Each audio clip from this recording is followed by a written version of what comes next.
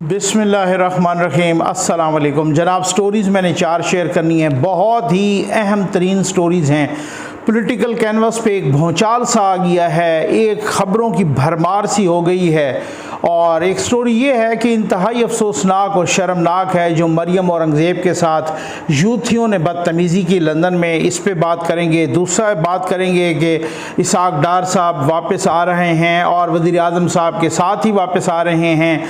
मिफ्ता इस्माइल साहब ने अपना इस्तीफ़ा नवाज़ शरीफ साहब को पेश कर दिया है और ये इस तरीके से इस पे बात करेंगे तफसील से। फिर उसके बाद ये भी कि ये किसने कह दिया कि अगले 3-4 रोज़ में हुकूमत धड़ाम से गिर जाएगी, ये क्या चक्कर है, इस पे भी बात करेंगे।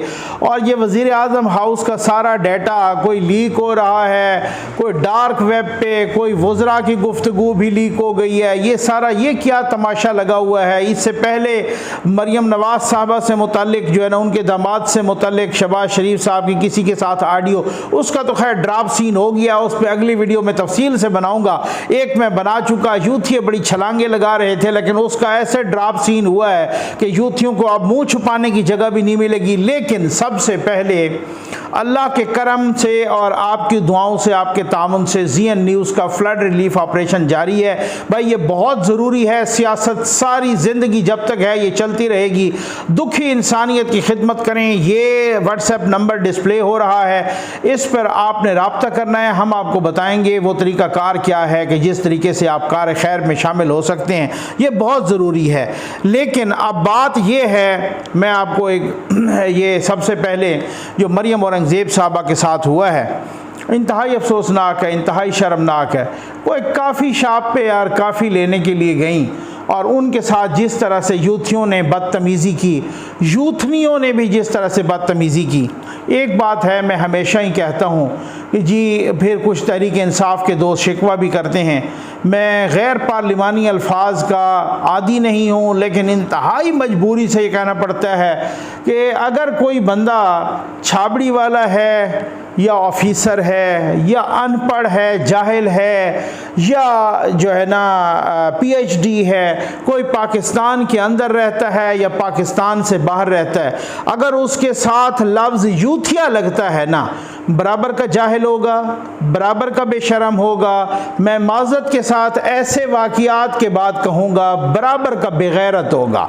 ठीक है ना। ये यूथिया और यूथनिया दोनों यूथ, यानी कि औरत में एक शर्म, एक हया, मर्द में एक हया, एक प्यार, एक इज़्ज़त, कुछ मशरकी रिवायात, ये सारी कुछ होती हैं। यूथियों ने हर चीज़ का, अखलाकियात का, प्यार का, मशरकी रिवायात का सत्यानाश करके रख दिया है। वो काफ़ी शॉप पे काफ़ी लेने के लिए गई, वो जनाब चोरनी, ओ ये तो लूट के ले गई, ये तो चॉकलेट ले रही है, पता नहीं क्या क्या मुग़ल्लज़ात बकी उनको। चुप करके उन्होंने काफ़ी ली और चुप करके वो चली आई। आगे आए जनाब, उसके साथ चल रहे हैं, कोई हाथों को यूं कर रहा है, कोई उसके साथ। कभी वो चले जाते हैं वहाँ पे वो नवाज़ शरीफ साहब के उन अपार्टमेंट्स पर, कभी वो किधर चले जाते हैं। तो अब मजबूरन कुछ लोगों को फिर वहाँ पर जमायमा साहबा के पास भी जाना पड़ता है एहतजाज के लिए। एक एहतजाज जिन्होंने यहाँ भी किया था सऊदी अरब में, वो हालत आपने देख ली। वो 5-7 यूथिये जब इस तरह से वो कैद भुगता रहे हैं, अब वहाँ किसी की जुर्रत नहीं है, वहाँ पर किसी का। भाई बात यह है कि आप पार्टी तो छोड़ दीजिए ना, नून लीग हो, पीपल्स पार्टी हो, मौलाना साहब की पार्टी हो, MKM हो, बाकी कोई हो, एक MNA या MPA का हल्का होता है ना, उसमें भी इतने लोग बाहर रहते हैं यूरोप में, अमेरिका में, कि कोई भी जाए तो किसी को जलील किया जा सकता है। कभी आपने देखा कि खान साहब बाहर गए हो, किसी ने कोई इस तरह से किया हो? चलो खान साहब तो काफ़ी अरसे से अब बाहर नहीं गए, या वो वज़ीर आज़म थे तो वो भी जाते थे उधर। कभी आपने देखा कि बाकी जो PTI के लोग बाहर जाते हैं, कभी उनको किसी ने काफ़ी शॉप पे या किसी जनरल स्टोर पे घेर लिया हो और इस तरह की बदतमीज़ी की हो?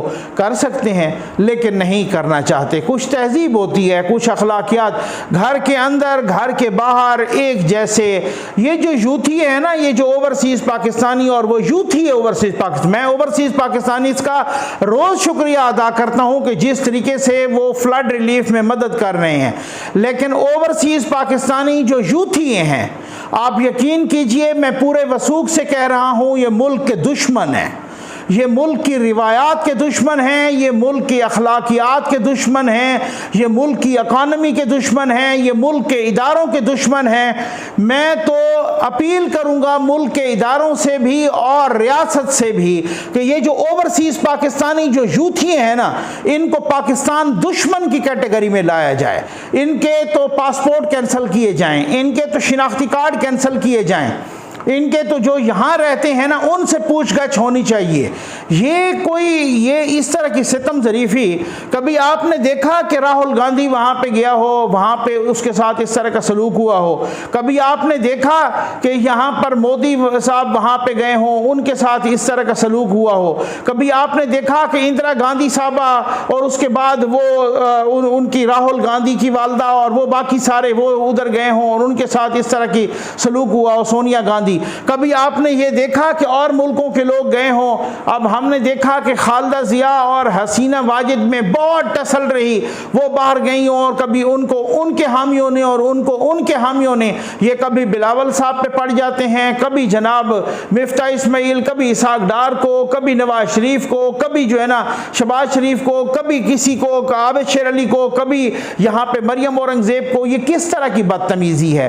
ये पाकिस्तान का इमेज आप किस तरह से पोर्ट्रे कर रहे हैं? वो जाहिर है यानी इमरान नियाज़ी की इतनी गंदी और गलीज़ तरबियत है, मैं आपको बताऊं कि माओ की गोद वाली तरबियत भी ख़राब हो गई है। ये बिल्कुल ये इसी तरीके से है। ये आप ज़रा देख लीजिए, वीडियो आपके सामने चल रही है, वो बंदा उनको आगे आ रहा है, इनका अपना ही है, कोई इनका अपना यूथिया है। जिस तरीके से इमरान नियाज़ी ने उसको थप्पड़ रसीद किया है हटाने के लिए सिर्फ, तो जब एक उनके अपने रहनुमा की ये तरबियत होगी, फिर यूथियों की तरबियत क्या होगी? यूथियों की तरबियत तो इससे भी ज़्यादा। वो हमें पता है दानियाल अजीज़ साहब को अल्लाह बख्शे नईमुल हक साहब ने वो एक थप्पड़ मार दिया था लाइव शो में, तो सब ने उनको शर्म दिलाया था और सब ने दूसरे दिन उन्होंने लाइव शो में आके कहा था इमरान खान ने मुझे शाबाश दी है कि आपने बिल्कुल ठीक काम किया है। जब ये तहजीब हो यूथियों की, अब आप अंदाजा कि जिनका लीडर ही डाकू और वारदातिया हो, ये मैं नहीं कह रहा, वो खुद कह रहा है इमरान खान जलसे में कि मैं वारदातिया हूं। ये सुन लीजिए जरा, ये आप खुद सुन लीजिए। और मेरा भी प्लान है और इंशाल्लाह आप ये देखेंगे कि ये जो अब हमारी वारदात होगी इस्लामाबाद पे, ये आखिरी होगी और फैसला कौन होगी। जो अब की बार हम इस्लामाबाद में वारदात डालेंगे वो आखिरी वारदात होगी। इसका मतलब है पहले सारी ये वारदातें ही डालता रहा है। इसी वारदातिये को तो यहाँ पर पाकिस्तान पे मुसल्लत किया गया था और जिन्होंने मुसल्लत किया वो खुद भी अब रो रहे हैं। ये शुरू ही से वारदातिया है और वो खुद कह रहा है जो इस्लामाबाद में हमारी वारदात, जो इस वारदातिये के जो यूथिये होंगे वो इससे 10 गुना ज़्यादा 10 कदम आगे जाएंगे। ये वो कौम पाकिस्तान पे मुसल्लत हो गई है। पाकिस्तान में पहली दफ़ा पाकिस्तानियों को मैं समझता हूँ उस कौम यूथ से वास्ता पड़ा है जो यकीन कीजिए इंसान कहलाने के लायक भी नहीं है। ये मैं आप बिल्कुल मैं पूरे वसूख से कह रहा हूँ, ये इंसान कहलाने के भी लायक नहीं है। आपको मैं ये बता रहा हूँ। इंतहाई मैं आम तौर पे जुमले के साथ कहता हूँ इंतहाई माजरत के साथ, लेकिन इसके साथ मैं माजरत के साथ भी नहीं कहता। मैं कहता हूँ कि मैं कह रहा हूँ कि ये पहली दफ़ा पाकिस्तान को और पहली दफ़ा हमें एक ऐसी कौम से वास्ता है, कौम यूथ से, जो इंसान कहलाने के भी लायक नहीं है। ये अब इसाक डार साहब आ रहे हैं, जनाब मिफ्ता इस्माइल साहब ने इस्तीफ़ा पेश कर दिया है और नवाज शरीफ साहब को, इसाक डार साहब को वज़ीर ख़जाना नामज़द कर लिया गया है और अब वो वज़ीर आज़म साहब के साथ यहाँ तैयारी में आ रहे हैं और इंशाअल्लाह वो मंडे को या जब भी उन्होंने आना है मंडे ट्यूसडे को वो पहुँच जाएंगे और यहाँ पर वो वज़ारत ख़जाना का चार्ज संभालेंगे। एक तरफ तो ये है, दूसरी तरफ हमें परवेज़ खटक साहब कह रहे हैं कि 3 दिन में हुकूमत का धड़न तख्ता हो जाएगा, वो गिर जाएगी। मैं मामलात तय कर रहा हूँ और 3-4 रोज़ में आप देख लीजिएगा, या तो ये खुद असम्बली डिज़ॉल्व करके इलेक्शन का ऐलान करेंगे। मैं कहता हूं इनको कोई शर्म हया कोई नहीं है। एक तरफ वो लीडर कह रहा है अपना, इनका इमरान खान, ये अभी कल के जलसे में उन्होंने कहा है कि अगर ये उस साइफर की तहकीकात करवाएं तो हम असेंबली में आने के लिए तैयार हैं। वो अपना, अब मुझे लोग कहते हैं इस तरह के अल्फाज ना इस्तेमाल किया गया, लेकिन ये समझाने के लिए ज़रूर होता है कि नियाजी अपना थूका चाटने के लिए तैयार है, लेकिन अब बात यह है कि वो असेंबली में आने के लिए तैयार। एक तरफ लीडर ये कह रहा है, दूसरी तरफ हर किसी का अपना अपना मुंह है। दूसरी तरफ जनाब वो फरमा रहे हैं कि अब ये हुकूमत 3 दिन की मेहमान है, वो गिर जाएगी, ठीक हो गया। मैं तो हैरान हूँ, ये हैं कौन लोग, किधर से आए हैं पता नहीं, और किस किस्म की क्या सूरत हाल है। आज हैं जनाब बहुत ही ख़तरनाक एक ट्रेंड है, और वो ये है कि ऑडियोज़ लीक हो रही हैं। पहले वो शहबाज शरीफ साहब की ऑडियो लीक हुई जिसमें वो मरियम नवाज साहबा के दामाद से मुतल्लिक किसी से बात कर रहे हैं, बल्कि कोई और अफीसर है जो उनसे बात कर रहा है। अच्छा, उसका तो खैर धड़न तख्ता हो गया, उसका तो ड्रॉप सीन हो गया, वो मैं अगली वीडियो में आपको बताऊंगा कि यूथ ये बड़ी छलांगे लगा रहे थे, अब उनको छुपने की जगह नहीं मिलेगी कि असल में मामला क्या था। लेकिन अब ये दूसरी वज़रा की ऑडियो जो प्राइम मिनिस्टर हाउस में कोई बात हो रही है, इस तरह से उनके पीटीआई के इस्तीफ़ों से मुतालिक बात हो रही है कि नवाज शरीफ साहब से अप्रूवल ली जाएगी, जो भी है वो भी लीक हो गई है। कुछ और ऑडियोज़ भी लीक हो गई हैं। अब सुना है कुछ लोग या कुछ ज़राए बता रहे हैं, फवाद चौधरी साहब ने ट्वीट भी किया है कि ये कुछ डार्क वेब पर ये ऑडियोज़ बिक रही हैं। बहुत बड़ा कोई डाटा है, लोग सोशल मीडिया पर बात कर रहे हैं, वो डार्क वेब पर बिक रहा है। भाई ये किसने बेचा, क्या हुआ? कुछ अरसा पहले हमने ये भी खबर सुनी थी कि कोई इस तरह की सूरत हाल है कि कुछ इंडिया से गैजेट जो है ना मंगवाए गए थे और उनमें चिप्पें लगाई। तो ये कोई अंधे हैं, ये कोई पागल हैं, ये इतने सादा हैं कि उन्होंने चिप्पें लगा के भेजी और आपने वज़ीर आज़म हाउस में वो गैजेट जो है ना वहाँ पे फिक्स कर दिए, या वो कंप्यूटर या वो जो डिवाइसेस जो कुछ भी हैं, तो आपको नहीं पता था। अब कह रहे हैं कि इंडिया के हैकर जो है ना मुलव्वस हैं यहाँ पे। तो हमारी इंटेलिजेंस एजेंसीज क्या कह रही हैं, क्या कर रही हैं, वो कर क्या रही हैं? जब वज़ीर आज़म हाउस भी आपका महफूज नहीं है तो फिर वो क्या कर रही हैं? दूसरी बात यह है कि कुछ लोग कह रहे हैं कि GHQ की कुछ ऑडियोज़ भी वहाँ लीक हुई हैं, कुछ जनाब DGMI की भी लीक हुई हैं, कुछ DGISPR की, कुछ और भी ऑडियोज़ हैं इस तरह। अगर ये सच है तो फिर तो बहुत बड़ी क़यामत है ना, फिर तो बहुत बड़ी। क्योंकि मैं तो अपना आर्गूमेंट ये डेवलप कर रहा था कि बार बार अगर वज़ीर आज़म हाउस की ऑडियो डेवलप अपना लीक होती है तो फिर GHQ की या कोर कमांडर कॉन्फ्रेंस की या यहाँ पर हमारा अपारा की या इस तरह की ऑडियो क्यों नहीं लीक होती है? क्या उसकी वजह क्या है?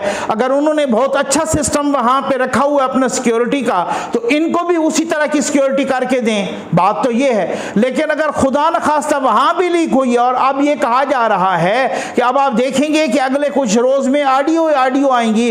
अब ये कहा जा रहा है कि सिर्फ ये नहीं है कि ये ऑडियो यहां इनकी लीक हुई है, बल्कि ये इमरान खान साहब के जमाने से हो रहा है सारा कुछ। और मुझे PTI के एक दोस्त ने बताया था कि यहाँ पर हमारी इंटेलिजेंस एजेंसीज गई थी यहाँ पर वज़ीर आज़म हाउस में, और उनको बताया, ये पिछले वज़ीर आज़म जब इमरान खान साहब वज़ीर आज़म थे उसमें गए थे, और बताया था कि यहाँ से कुछ डाटा लीक होके बैरून मुल्क जा रहा है, इंडिया जा रहा है और जगहों पे जा रहा है, और उन्होंने फिर डिवाइसेस को सिक्योर किया था। तो पता नहीं तब तक का कितना जा चुका होगा। FIA ने कहा, आज कल की मैं खबर पढ़ रहा था कि हमारा जो नादरा का बायोमेट्रिक डाटा है वो खैर से लीक हो गया है। तो अब हालत तो ये है कि जब हम इतने गैर महफूज हैं, अल्लाह ही फिर हमें महफूज करे। फिर इसका मतलब तो ये है कि फिर तो इस तरीके से यहाँ पर फैसले महफूज हो जाते हैं, पता नहीं वो कब आते हैं कब नहीं आते, बाकी कुछ नहीं महफूज।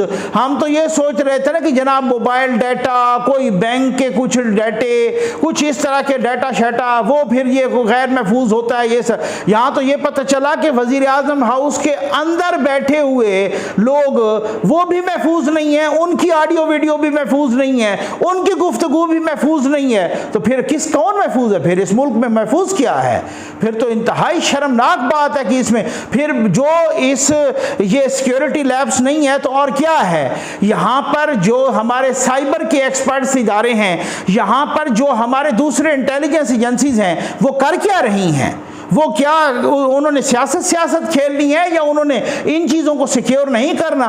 ये बहुत ही, मैं समझता हूँ, बहुत ही एक फिक्र अंगेज और बहुत ही वरी करने वाली बात है। उम्मीद है आपको वीडियो पसंद आई होगी। आपका बहुत बहुत शुक्रिया।